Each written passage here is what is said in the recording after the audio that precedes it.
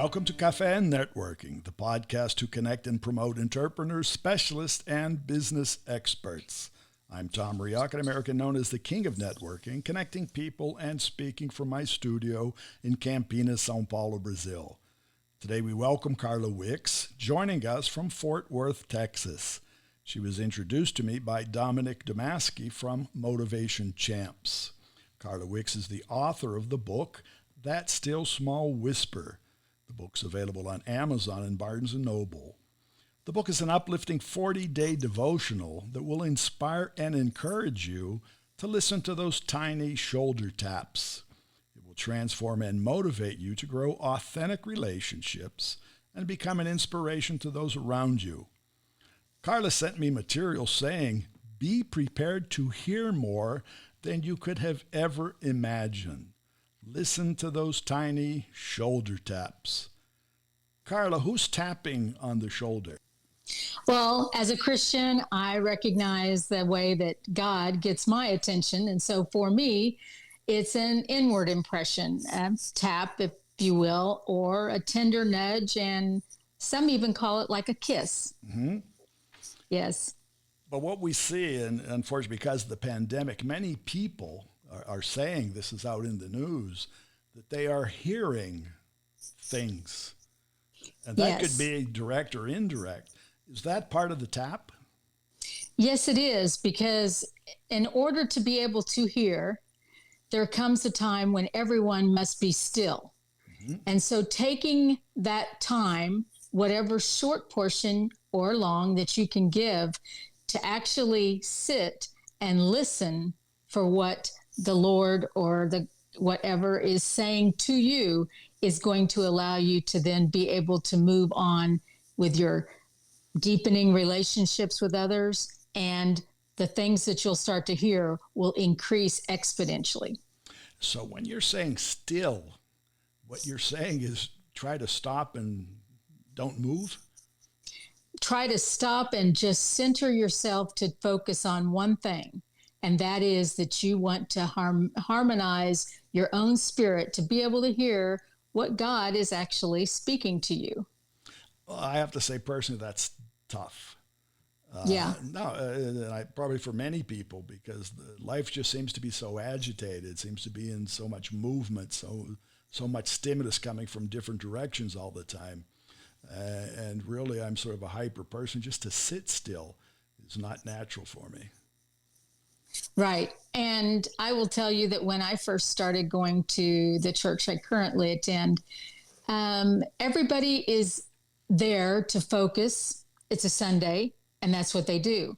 But we work so hard at trying to get everybody to understand that you need to have your own daily personal encounter. Right. You need to have a time when you can shut off and just plug in to something a little bit greater than yourself. So I've seen that years ago. I still do that here in Brazil. One of my prime times when I was able to stay still was go to the beach, sit in a chair and look out at the ocean. Right. And really that was, now contact with nature sort of opens up that door for tapping on the shoulder, or banging on the head, whatever. So it is inspirational. So your book will help people understand how to administer that?